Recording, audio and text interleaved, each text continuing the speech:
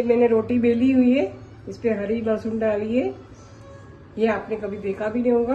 देखो ये मेरी मजेदार वैरायटी है। इसको जरा सा मिर्च डालने का और ऐसे वो फोल्ड करके, हरी लहसुन है ताजी ताजी, सर्दियों में मिलती है। अब इसको फोल्ड करने का, ये भी पराठा बन जाएगा।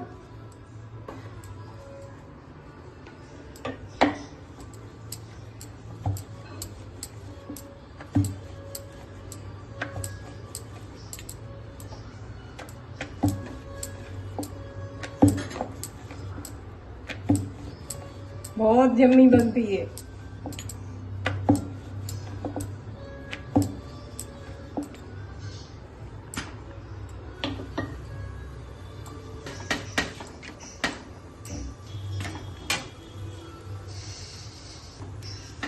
आप ज्यादा डाल सकते हो, कितना खाना हो, पराठे की तरह बनाते हैं।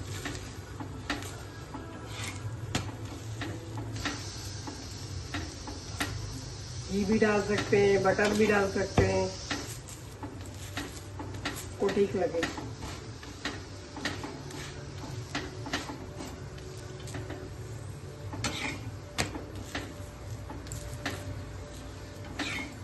देखा, ये हरी लहसुन वाला पराठा।